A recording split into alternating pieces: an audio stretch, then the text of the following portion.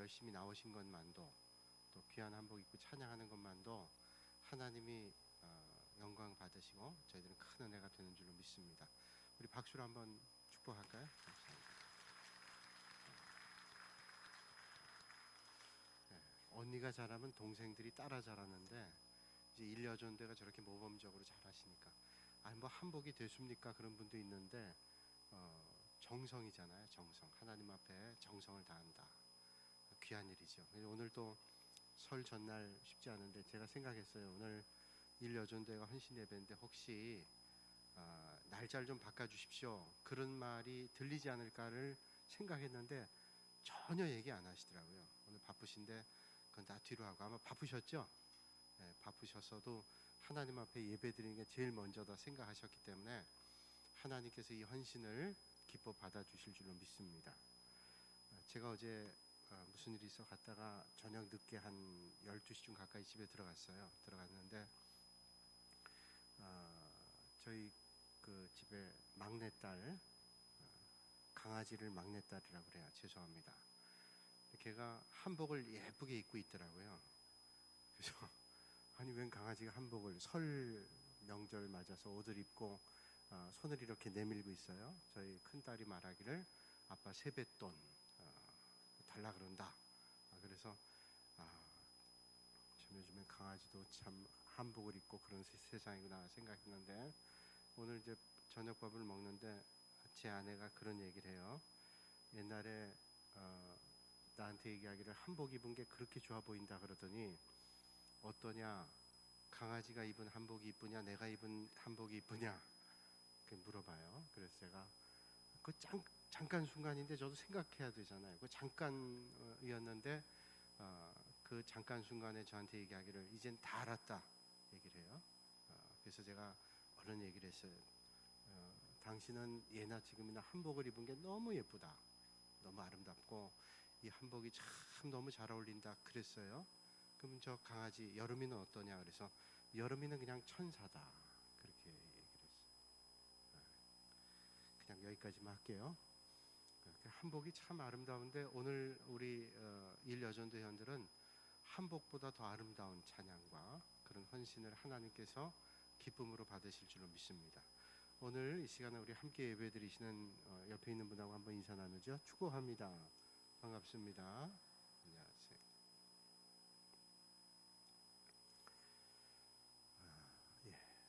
우리가 삶을 살다 보면 기대하지 않은 일들을 만나서 실망하기도 하고 또 어려움 만나기도 하고 또 고통을 겪기도 하고 여러 가지 일들을 만나기도 해요. 그래서 전혀 생각하지 않았던 일들을 겪기도 하죠. 근데 그 일들을 겪을 때 어떤 관점으로 보느냐, 이게 참 중요한 겁니다. 똑같은 일을 봐도 만나도 어떤 관점을 가지고 그 일을 만나는가 그리고 처리하는가, 이게 참 중요한 일인데, 그 예전에 텔레비전에 가끔 나오던 그 대학교 교수님 계신데 서강대학의 영문학과 교수였던 장영희라는 교수님 계세요. 그분 이제 암 투병하다가 세상을 떠나셨는데 이분이 그 유고집으로 돌아가신 다음에 책이 나왔는데 살아온 기적, 살아갈 기적, 그런 책에 나오는 얘기입니다. 살아온 기적, 살아갈 기적, 그런 책에 이런 얘기가 나와 있어요. 한 번은 그 조카들과 그 동생 가족이 있는 보스턴에 간 적이 있답니다. 보스턴에 가서 이제 미술관에 갔는데 이제 미술관에서 그 그림을 배경으로, 거기서 아마 저 미술관에서도 그림을 찍게 해줬던 모양이에요. 사진을. 그래서 사진을 찍는데 가족이 다 함께 이제 사진 찍으려고 하니까 카메라 다리를 가져가지 않고, 그래서 지나는 점잖게 생긴 서양 신사분에게 부탁을 했대요. 우리 저 사진 한 장만 좀 찍어주십시오. 그랬더니 그분이 아주 흔쾌하게 찍어주겠다 그러면서 자기가 가지고 있는 카메라하고 똑같은 거기 때문에 제가 잘 찍어줄 수 있다 그러면서 사진을 찍는데 한 커트만이 아니라 무려 3카트를 찍어주더래요. 그래서 이렇게 해라 저렇게 해라 그러면서 3장을 찍어줬대요. 그래서 참 점잖으신 분이 고맙기도 하다, 감사하기도 하다. 그리고 사진을 찍고 요즘 같으면 이제 딕하니까 바로바로 확인되지만 예전에 필름 카메라 같을 경우에는 사진 다 찍고 그거를 맡긴 다음에나 사진이 잘 나왔는지 안 나왔는지 알 수 있잖아요. 그래서 이제 드디어 사진을 다 찍고 그 필름을 맡긴 다음에 찾게 됐대요. 그래서 어떻게 사진이 잘 나왔나. 그리고 사진을 찾았는데 사진을 찾아보고는 너무 깜짝 놀랐대요. 왜냐하면 사진 3장을 찍었는데 3장이 다 나오긴 나왔는데 어떻게 나왔냐면 첫 번째 사진은 그 가족들이 다 찍은 사진에 머리가 다 없대요. 머리가. 몸통만 다 찍었다는 거예요. 그 두 번째 사진에는 조카 딸의 발만 찍었대요. 발만. 그 세 번째 사진은 그 가족들이 다 가슴만 찍었대요.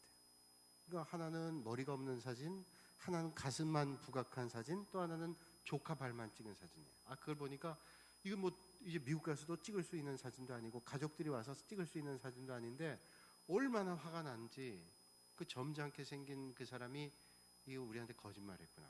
사진도 찍을 줄 모르면서 아니면 골탕을 먹이려고 그랬는지 너무너무 화가 나더래요. 화가 나고 아주 괘씸한 생각이 들고 그랬는데 그 사진을 같이 보고 있던 조카애, 초등학교 다니는 조카애가 그런 얘기 하더랍니다. 조카가 고모 얘기하면서 이건 너무 사진이 멋있네.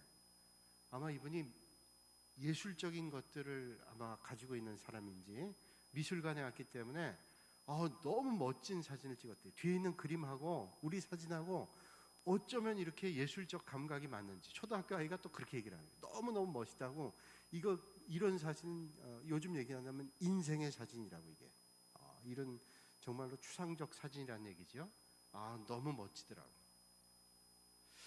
근데 이상한 게 뭐냐면 그 초등학교 아이의 얘기를 듣는 순간 어떤 생각이 드는가 하면 그러네. 그런 사진은 여태까지 찍어본 적이 없어요. 얼굴, 몸통, 배경 이런 나온 사진은 다 찍은 적이 있는데 머리는 다 잘라버리고 또 발만 부각해서 또는 가슴만 두드러지게 그렇게 찍은 사진은 한 번도 없었더라는 거예요. 그래서 그분이 책에서 그런 얘기를 하는 거예요. 우리의 관점이라는 게 늘 깨닫지 못하고 있었는데 누군가를 통해서 발견하게 될 때는 새로운 관점으로 볼 수가 있다. 이게 새로운 관점이에요. 여러분, 오늘 우리가 함께 나눌 말씀이 바울이 복음을 전하는데 이제 사도행전의 마지막이에요. 마지막 부분. 바울이 복음 전하기 위해서 그가 다메섹 도상에서 예수님을 만나고 난 다음에 그의 인생이 완전히 바뀌어지잖아요. 그래서 1차, 2차, 3차 전도 여행을 떠나게 되고 이제 예루살렘 거쳤다가 나중에는 로마로 죄수의 몸으로 가게 되는데 그게 우리 인간의 일반적 보편적 생각으로 볼 때는 복음 전하면서 평생을 애를 썼는데 결국 로마로 가게 된 게 죄수의 몸이냐라고 생각할 수 있지만 선교적 관점에서 볼 때는 전혀 다른 관점으로 볼 수 있다는 거예요. 어떤 관점이에요?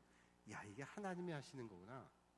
우리는 생각하지 못했던 일들인데 하나님께서 바울을 보호하고 인도하고 그래서 바울이 로마에 가서 지도층에 있는 사람들을 가장 적절하게 만날 수 있는 기회. 비록 죄수의 몸이지만 그 사람들을 만날 수 있는 가장 적절한 방법이 그리고 보호할 수 있었던 가장 방법이 좋은 방법이 하나님께서 이런 방법이었구나. 우리는 그런 선교적 관점, 영적 관점을 가지고 있지 않으면 발견하지 못했을 거예요. 그런데 그런 선교적 관점으로 볼 때는 이게 참 하나님의 놀라우신 일인 거구나 하는 것을 우리는 발견하게 되죠.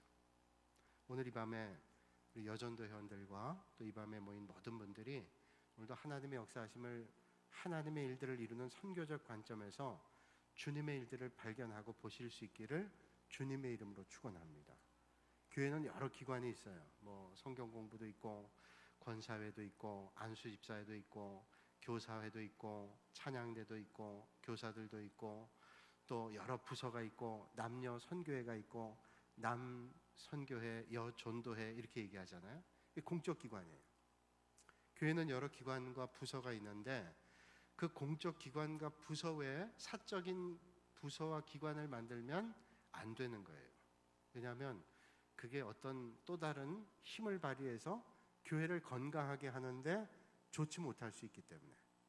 만약에 좋아하는 사람 몇 사람 모여서 밥 먹고 교제하는 거야 무슨 문제가 있겠어요. 그런데 여러 사람이 모여서 회비를 걷고, 그리고 이 모임에는 다른 사람은 절대로 안 되고 여기 구성원들이 합의한 사람만 들어올 수 있다. 그럼 그 사조직이에요.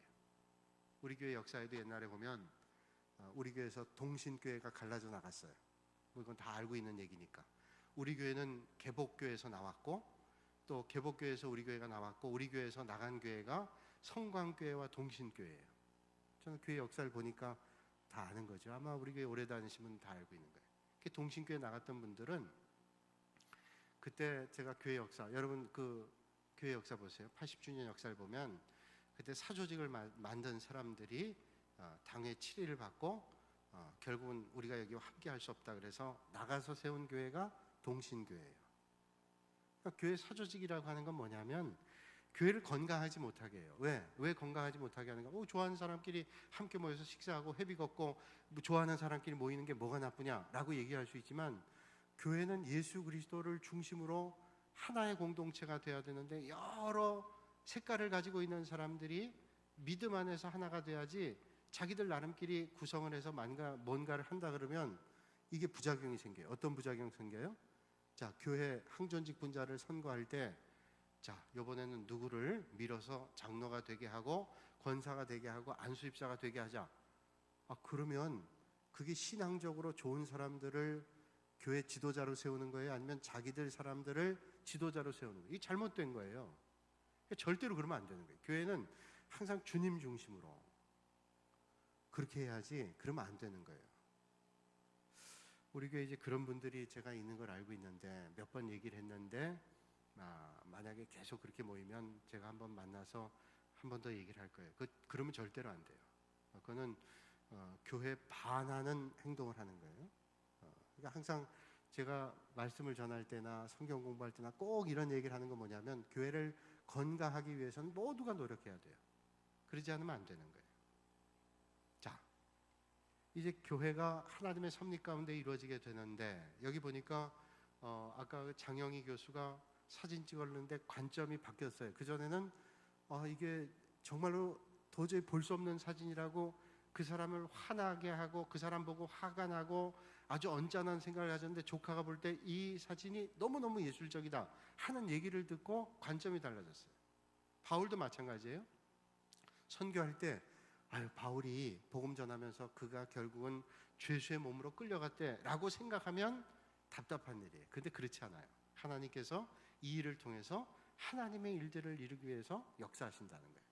여러분, 하나님께서 우리의 걸음을 인도하실 때 어떤 때는 생각하지 못한 일로 우리를 인도하시지만은, 하나님의 역사는 반드시 하나님의 뜻 가운데 이루어지게 되는 줄로 믿습니다. 자, 이제 오늘 말씀 보면 바울이 로마에 간 지 사흘 뒤에 유대인들의 높은 사람들을, 자기가 머물고 있는 셋집이에요. 이제 보통 감옥에 가는데, 지난주에 말씀을 떠올려 보면 이 바울이 감옥에 갔는데 그 감옥이 가택연금이에요.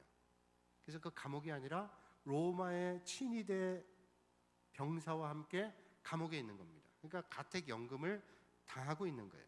근데 참 자율권이 줬어요. 이 하나님이 하신 일이라 거기에 상당한 자율권이 부여되는데, 어떤 자율권인가 하면 그 사람은 밖으로 나갈 수 없지만, 바울이 밖으로 나갈 수 없지만 밖에 있는 사람들을 초청할 수는 있어요. 불러서 만날 수는 있어요. 이게 얼마나 큰 특혜예요. 옛날에 김영삼, 김대중 대통령이 정치적 탄압 어려움 당할 때 가택연금 당했잖아요. 그래서 오고 가지 못했지만 그거보다도 상당한 배려가 있었던 것 같아요. 그래서 사람들을 불러서 만나게 되는데, 바울이 유대인 지도자들을 초청을 합니다. 로마에 있는 유대인 지도자들을 초청을 해요. 그럼 바울이 왜 유대인 지도자들을 초청하게 되는가 하면 두 가지 이유가 있어요. 하나는 자신을 변론할 목적이 있었어요. 내가 왜 죄수의 몸으로 로마에까지 오게 됐는가를 변론할 목적이 있었어요. 흔히 우리가 변론한다 그러면 나는 잘못한 게 없습니다, 나는 잘했습니다, 이런 차원의 변론이라고 생각하지만, 바울은 자신의 죄 없음을 변론할 마음이 별로 없었어요. 바울은 처음부터 끝까지 예수님을 만난 다음에 그의 인생의 최고의 목표는 뭐냐? 오직 복음 전하는 거예요.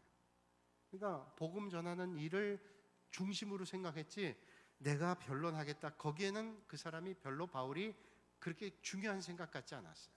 이게 바울이 자신을 변론하기 위해서라고 하는 것은, 자기를 변론한다라고 하는 것은 결국은 복음을 증거하는 거예요. 그래서 내가 로마에까지 오게 됐는데 나는 사실은 죄가 없지만 유대인들이 자기들의 정치적인 야망과 또는 그 유대교의 어떤 어려움 때문에 결국은 자기를 누명씌워서 여기 왔다. 내가 전한 것은 잘못된 것이 아니고 복음이다 라고 하는 것을 변론하기 위해서 그 사람들을 불렀다는 거예요. 그래서 17절에서 20절까지의 말씀을 보면 한번 눈으로 여러분 보세요. 자, 한번 읽어볼게요.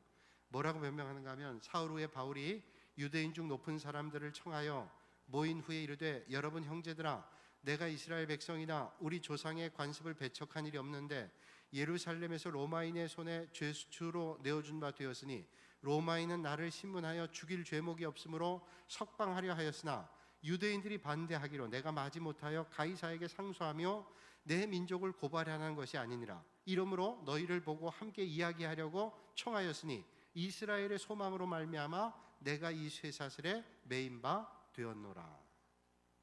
자, 바울이 하는 얘기가 뭐냐면, 내가 가이사에게 상소하게 된 것은 내 죄를 변론하기 위해서 그런 게 아니라는 거예요. 또 저 유대인들을 고발해서 저 사람들을 벌받게 하기 위해서 내가 고발한 게 아니라는 겁니다. 만약에 저 유대인들을 고발해서 벌받게 하기 위해서라면 나는 절대로 고발하지 않았을 거라는 거예요. 왜냐하면 이 당시에 로마의 글라우디오 황제라고 하는 사람이 그리스도인들을 핍박하고 또 유대인들을 핍박했어요. 특별히 유대인들을 핍박했단 말이에요. 그러니까 유대인들을 핍박하다가 로마에 있는 많은 유대인들이 핍박을 당했는데 이제 그 핍박이 조금 멈칫하게 됐어요. 그래서 로마의 유대인 회당이 7개가 생겨나게 되고 로마에 있는 유대인들의 상당한 자율권이 생겨났어요. 이제 조금 유대인들이 길을 펴게 되는 상황이었는데, 만약에 바울이 유대인들을 고발해서 상소하게 됐더라면 다시 유대인들이 탄압받을 수 있는 빌미가 생길 수 있는 거예요. 내가 원하는 것은 유대인들을 탄압받도록 하는 것이 아니라는 겁니다. 그러니까 바울이 여기 얘기하는 것은 19절에 말하는 것처럼 내가 마지못하여 가이사에게 상소했다는 거예요. 마지못하여. 내가 저거 벌받게 하기 위해서, 내가 저것들 감옥에 넣기 위해서 그렇게 상소하는 게 아니라는 겁니다. 왜 상소했는가 하면 이 복음이 훼손을 당하기 때문에 복음이 훼손되는 걸 막을 수 없다는 거예요. 여러분, 하나님의 교회가 손상을 입고 믿음의 성도들이 상처를 받고 하나님의 복음에 손상이 입는데 그걸 내버려 둘 수 있어요? 그러니까 그렇게 할 수는 없기 때문에 가이사에게 바울이 상소했다라는 말이에요. 만약에 유대인들을 내가 벌받게 하기 위해서 상소했다라면 가이사 왕이 결국은 어떻게 했겠어요? 이제 유대인들을 다시 잡아다가 핍박하기 시작하게 된다면 이게 민족 간의 갈등이 일어나게 될 거예요. 그걸 자기는 원하는 게 절대로 아니었다는 거예요. 그래서 내 민족을 고발하려고 하는 게 아니다. 난 복음의 손상을 막기 위해서 그렇게 하는 것이다 라고 얘기하는 거죠. 그러면서 이제 바울이 첫 번째 이제 그런 변론입니다. 나는 저들을 벌받게 하기 위해서 고발한 게 아니다. 첫 번째, 그게 바울의 변론이고, 두 번째는 뭐냐면 내가 전하려고 하는 것은, 여러분들을 불러서 전하려고 하는 것은 복음의 핵심을 전하기 위해서는. 복음의 핵심. 여러분, 복음이 뭐예요? 복음 기쁜 소식이란 말인데, 복음은, 여러분 복음이 뭡니까? 여러분들이 믿고 있는 복음이 뭡니까? 그러면 우리는 분명하게 대답해야 돼요. 복음은 뭐냐? 하나님의 아들이신 예수 그리스도께서 이 세상에, 이 땅에 오셔서 우리의 죄를 다 지시고 십자가에 달려 죽으셨는데, 죽으시고 사흘 만에 부활하셔서 영원한 생명을 얻으시는 것처럼 그 부활하신 예수 그리스도를 믿으면 우리도 영원한 생명을 얻는다. 이게 부활이에요. 너무 복잡하죠. 한마디로 얘기하면 그 예수님을 믿으면 우리가 구원받는다. 그 예수님을 믿으면 우리도 영원한 생명을 얻는다. 쉽게 얘기하면 예수 믿으면 천국 간다. 이게 복음이라는 거예요. 그러니까 그 예수님께서 이 땅에 오셔서 십자가에 달려 죽으시고 부활하시고 우리의 죄 때문에 죽으시고 부활하셨는데 그걸 믿으면 우리도 부활한다. 우리가 천국 간다. 영생을 얻는다. 이게 복음이라는 거예요. 그러니까 우리가 구원받는다라는 게 복음이에요. 복음이 뭐냐? 예수 믿으면 천국 가요. 이게 복음이라는 거예요. 모두에게 기쁜 소식이죠. 일제강점기 때 일본이 멸망을 하고 패망을 하고 우리가 해방을 얻게 되는 것은 우리에게 기쁨이지만 일본에게는 패망이기 때문에 기쁨이 아니에요. 그러나 복음은 이 세상에는 모든 인생들에게 기쁜 소식입니다. 그래서 복음이라고 얘기하는 거예요. 그러니까 바울이 이제 자기가 우리 유대인들을 고발하는 것은 벌받게 하려고 하는 게 아니라 내가 저들을 고발하기 위해서 하는 것이 아니라 복음에 손상받지 않기 위해서 하는 것이고, 복음의 핵심을 이제 전달하는 거예요. 두 번째로는 복음이라고 하는 게 뭐냐? 내가 무죄예요. 바울이 무죄인데 저들이 이제 정치적인 알력과 종교적 시기심 때문에 고발했다라는 거예요. 그래서 그 고발하는 걸 내가 해결하고 내가 죄 없다는 걸 드러내기 위해서 로마에까지 온 게 아니라 내가 부활에 대하여 이스라엘의 소망에 대해서 증거하기 위해서 로마에 왔다. 여러분, 이스라엘의 소망이 뭐냐? 이스라엘의 소망.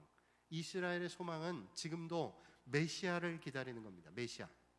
여러분, 유대인들은 아직도 메시아가 왔다고 생각하지 않잖아요. 우리는 메시아 되시는 예수 그리스도가 이 땅에 오셔서 우린 구원받았다고 생각하는데, 유대인들은 아직도 메시아가 오지 않았다고 생각하고 예수님은 랍비 가운데 한 사람, 선지자 가운데 한 사람이라고 생각을 해요. 유대인들의 마음 가운데는 다윗 시대의 영광을 날마다 소망하고 있습니다. 그걸 우리는 시오니즘이라 그래요. 시오니즘. 그래서 이스라엘의 소망은 뭐냐면 시오니즘, 다윗 시대의 영화가 이 땅에 이루어지기를 바랍니다. 그게 그들이 바라는 소망이에요. 그러니까 바울이 저들에게 하는 말이 뭐냐면, 진정한 시오니즘 뭐냐? 주님께서 이 땅에 만왕의 왕으로 오셔서 우리를 구원해 주신다라고 하는 메시아의 구원이 내가 전해야 될 복음의 핵심이다. 그렇게 말씀하는 거예요. 그러니까 예수님이 메시아다라고 하는 것을 증거하기 위해서 바울이 로마에 왔다는 거예요. 비록 죄수의 몸으로 왔지만 그렇게 복음을 전하게 됐어요. 그렇다면 바울이 어떻게 이렇게 생명을 아끼지 않고 죄수의 몸으로 와서 복음을 전하게 됐을까요? 그의 인생에 아주 큰 변화가 있었는데, 그게 바로 다메섹, 다마스쿠스라고 하는 것에서 주님을 만난 다음에 그가 변화가 됐어요. 여러분, 주님을 만나면 인생이 변화가 돼요. 여러분, 예수 믿고 인생이 변화된다는 건 뭐예요? 내가 예수 믿고 구원받는다 라고 하는 것만이 아니라, 예수 믿고 구원받는 건 결과지만 예수를 믿음으로 우리 인생의 가치가 바뀌어지게 되고, 우리 인생에 추구하는 것들이 달라지게 되고, 우리 인생의 목적이 달라지게 돼요. 예수님 만나기 전에는 그전에도 공부 열심히 하고 좋은 직장에 가고 잘 사는 인생을 살기를 원했어요. 예수 믿고도 마찬가지예요.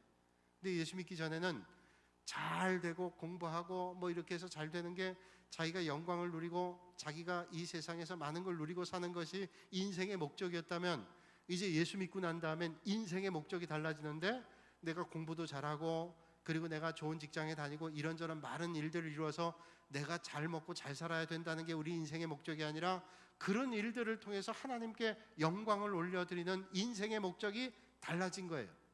그게 변화된 인생이에요. 여러분, 아직도 예수 믿고 내가 예수님 때문에 덕을 봐서 내가 이 세상에서 이름이 높아지고 존귀해지고 많은 걸 누리고 그런 차원에서만 아직도 예수 그리스도를 바라본다면, 그건 아직도 기복적인 신앙의 테두리 안에서 벗어나질 못해요. 물론 우리가 예수 그리스도를 믿으면 복을 받아요. 틀림없이 예수 그리스도를 믿으면 하나님께서 큰 은혜를 베풀어 주시고 잘 되는 복을 주실 줄로 믿습니다. 그런데 어떤 때는요, 그렇지 못할 때도 있거든요. 예수 안 믿으면 핍박당하지 않고 어려움 당하지 않는데, 예수 믿으면 핍박당하고 어려움 당하지만 그래도 그 길을 가는 사람들이 있어요. 그 왜요? 인생의 가치관이 달라졌기 때문에 그래요. 믿음이라는 게 그거예요. 우리는 이 세상의 짧은 가치관으로 사는 게 아니라 영원한 가치관을, 목표를 가지고 살아가니까 인생이 달라지게 되는 거예요. 우리가 예전에 많은 분들이 보셨죠? 창끝이라는 영화를 보셨어요. 창끝. 그 창끝이라는 영화를 보면 그 짐 엘리엇이라고 하는 선교사님이 젊은 나이에 친구들과 함께 5명이 남미 에콰도르라는 나라예요. 남미 에콰도르라는 나라에 와다니족이라는 족이 있는데, 이 와다니족은 복음을 받아들이지 않았어요. 그러니까 선교사님들이 갈 때마다 거기서 다 죽는 거예요. 창끝에 찔려 죽는 거예요. 근데 이 짐 엘리엇과 친구들 5명이 거기에 갔어요. 영화 보신 분들 알지만 제가 설교할 때도 한번 그 영상 잠깐 보여준 적이 있는데, 비행기에서 내려주고서 내리자마자 와다니족 그 원주민들을 만나서 결국 가지고 간 총도 있지만 총 한 방 쏴보지 못하고 그들에게 창끝에 찔려 죽었단 말이에요. 그러니까 선교국에서 그 일을 보냈는데 그 미국의 언론이 얼마나 비평을 하는지, 이런 무가치한 일이 어딨냐, 이런 어리석은 일이 어딨냐. 그 젊은이들이 열심히 공부하고 많은 것들을 배워서 결국은 그 원시한 부족에 가서 와다니족이라는 에콰도르의 그 원주민들에 가서 복음을 전하기는커녕 그냥 한마디도 못하고 창끝에 찔려 죽는 이런 일들이 매번 반복되는데, 이런 무가치한 일이 어딨냐, 어리석은 일이 어딨냐, 아주 비난을 했다. 우리나라에도 그런 일이 있잖아요. 우리나라도 선교사님들이 또 단기 선교를 통해서 저기 아프가니스탄 가서 선교를 하다가 2명이 참수를 당하고 그 목사님 한 분 세상 떠나고 그런 어려운 일을 당할 때 왜 가지 말라는데 그렇게 가냐? 왜 이렇게 말을 안 듣냐? 도와줬어요? 자기들이 다 주머니에서 선교비 내고 목숨 아끼지 않고 선교하다가 그런 어려움 당했어요. 비난은 쉬워요. 야, 왜 그런 하지 말라는 일을 하냐? 라고 비난을 했어요. 그러면 만약에 하지 말라는 일을 하지 않았더라면 이 땅이 복음화가 됐겠냐? 안 됐어요. 여러분, 다른 나라에서 복음을 받아들인 나라에서 이 땅에 복음을 전하는 것이 이루어질 수 있었겠어요? 그런 사람들을 통해서 복음이 이루어진 거예요. 어떤 분 그런 얘기를 해요. 지금 우리나라에도 복음이 100% 이루어지지 않았는데 무슨 다른 나라까지 가서 선교를 하냐? 그게 맞는 말 같지만 전혀 맞는 말이 아니에요. 그거 어리석은 얘기예요. 왜? 만약에 우리나라가 100% 복음화가 된 다음에 다른 나라 가서 복음 전한다면 결국은 복음 못 전해요. 복음은 우리나라에도 복음 전하면서 같이 우리가 은혜 받은 은혜를 갚기 위해서 다른 나라에 가서 복음 전하요. 그러니까 전도와 선교를 같이 해야 되는 거예요. 그러면 건강한 교회와 건강한 복음이 이루어지는 거예요. 그러니까 우리가 얘기할 때 우리 주변에도 어려운 사람 많고 예수님 모르는 사람 많은데 그 사람부터 전도하고 선교해야지, 그거 안 맞는 말이에요. 그러면 우리는 예수님을 영접할 수도 없었어요. 서양의 많은 선교국들이 자기들 나라가 100% 복음화 안 됐지만 복음에 뜨거운 열정을 가진 사람들이 가서 복음 전했어요. 그 우리가 예수님을 영접한 거예요. 그 많은 사람들이 짐 엘리엇과 그 사람들을 비난했다고요. 그런데 그러고 5년 뒤에 짐 엘리엇과 함께 선교했던 그 부인들이, 가족이 또 에콰도르에 갑니다. 또 복음 전하는 거예요. 근데 그 와다니족은 여자들은 죽이지 않는 거예요. 그래서 거기서 정착하면서 그들을 간호하고 돌보고, 간호사들이 돌보고 이러면서 함께 이제 가족이 됐어요. 사람들이 물었다 그러죠. 당신들은 누군데 여기 와서 우리를 돕습니까? 그때 짐 엘리엇의 부인이 이런 얘기를 했어요. 사모님이 5년 전에 당신들이 죽였던 짐 엘리엇이 내 남편이요. 그때 받았던 와다니족의 충격이 뭐예요? 내가 죽였던 사람의 그 죽음, 그 가족이 우리를 와서 지금 돕고 있다는 거예요. 이게 복음의 역사예요. 관점이 달라지는 거예요. 인생이 달라지는 거예요. 완전히 변화가 되는 거예요. 이게 하나님의 역사가 아니면 안 되는 거죠. 바울이 어떻게 그랬어요? 바울은 다메섹 도상에서 예수님을 만난 다음에 완전히 시각이, 관점이 달라지게 됐어요. 그래서 여러분, 그 다메섹 도상에서 환한 빛을 보고 난 다음에 눈이 멀었잖아요. 그런 다음에 그가 이제 눈에 비늘이 벗겨지면서 그게 육적인 시각과 영적인 관점이 바뀌어져서 완전히 인생이 달라지는 거예요. 여러분, 그런 역사가 우리 교회 믿음의 성도들에게도 날마다 이루어질 수 있기를 주님의 이름으로 축복합니다. 이게 얼마나 귀한 일인지 몰라요. 이게 영적 관점이에요.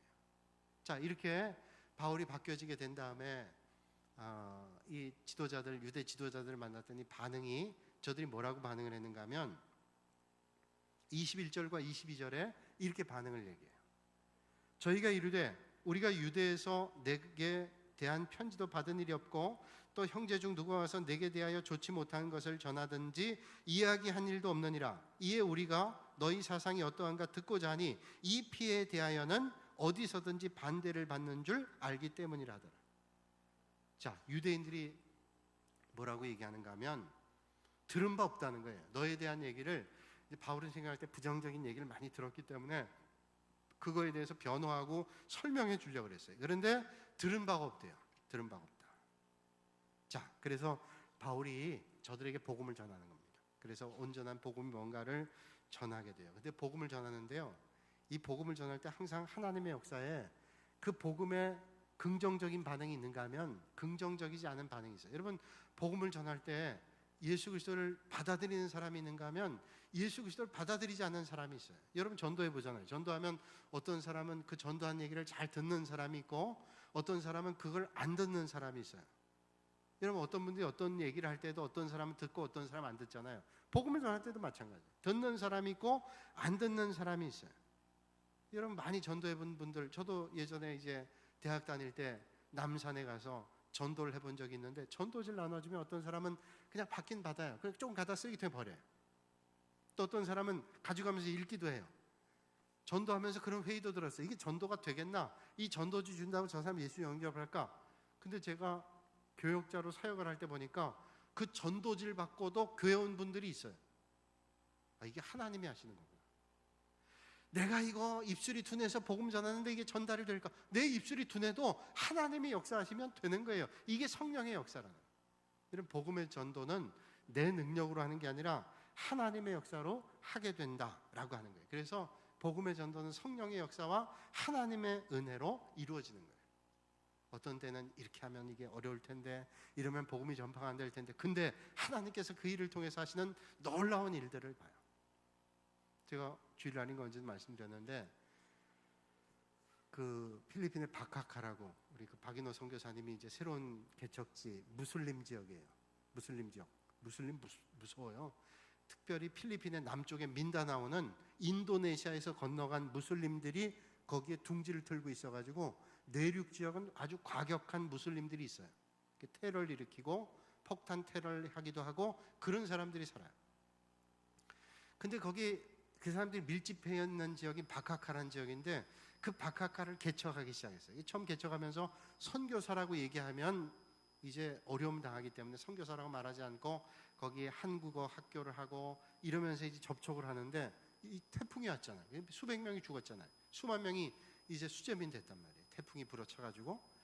그래가지고 거기에 개척한 그 선교 그 건물도 물에 다 침수가 돼서 힘들었는데 이 소식을 선교 편지를 통해서 또 잠깐 전한 말 듣고 어떤 분들이 여러 교인들이 내가 좀 선교하겠다 돕겠다 해서 십시일반 했어요. 보냈는데 그거 가지고 재건을 했어요. 그래서 거기 다 보수하고 또 그분들을 돕고 하니까 이분들이 마음이 열려가지고 이제는 왜 저 사람이 우리를 돕는가? 그분이 기독교 선교사래. 무슬림과 선교사 이게 안 맞잖아요. 터키 같은 경우는 선교사를 잡아다 참수시키고 그런 데 아니에요? 근데 이 무슬림도 똑같은 그런 사람들인데 저 사람들이 우리를 돕는다고 하는 것에 마음이 열리기 시작했어요. 선교 편지를 받으니까 이 태풍이라고 하는 것이 우리에게 큰 고통과 아픔인 줄 알았더니 이게 전화위복이 됐어요. 전화위복이 돼가지고 이 사람들이 마음이 열린 거예요. 저 기독교 선교사가 우리를 돕는다. 우리에게 혜택을 준다. 그래서 마음이 열려가지고 이제는 대놓고 복음을 전해도 어려움이 없대요. 그래서 편지를 보냈는데 참 이게 하나님이 역사하시는 거라. 그 태풍이 힘겹고 어려운 일인 줄 알았는데 이 일을 통해서 하나님이 역사하시는 것을 봤다고. 여러분 오늘도 복음 전하는 것은 성령님의 역사와 하나님의 은혜를 통해서 복음이 전파되는 줄로 믿으시길 바랍니다. 틀림없는 거예요. 틀림없이 하나님의 역사가 이루어지게 되는, 안 되는 것 같아도 이게 하나님의 역사가 이루어지는 겁니다. 1920년대에 유일한이라는 분이 계세요. 유한양행을 창립한 분 아시죠? 유일한 박사. 독립운동도 했고 사회사업도 했고 기독교인이고 아주 신실한 믿음의 사람. 이분은 자기 자식에게 절대로 재산을 물려주지 않는다, 그걸 생각했던 사람이에요. 유일한 박사가 1920년대에 미국에 유학 갔다가 거기서 졸업하고 사업을 하기 시작했어요. 사업을 했는데 어떤 사업을 했냐면 이 사람들에게 숙주나물을 좀 팔면 좋겠다. 이 사람 고기들 먹으니까 이 나물을 먹으면 건강해질 거다. 그래서 숙주나물 그 사업을 했어요. 근데 사업이 잘 되기도 전에 이 숙주나물을 배달하는 트럭이 건물을 들이받고 뒤집어지면서 숙주나물이 다 쏟아지고 이게 신문 방송에 나온 거예요. 그 동양의 한국의 어떤 사람이 숙주나물 장사를 하는데 이 트럭이 뒤집어져가지고 건물을 부딪히고 뒤집어서 숙주나물이 다 쏟아져. 이러니 이제 장사가 되겠어요? 큰일 났다고 생각한 거예요.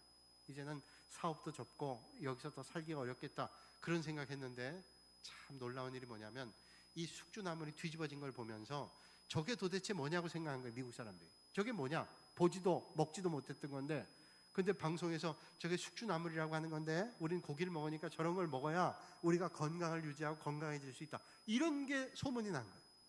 그래서 건물 들이받고 트럭이 뒤집어지면서 숙주나물이 쏟아져 가지고 숙주나물 대박을 친 거예요. 그래가지고 숙주나물 장사가 잘 됐어요.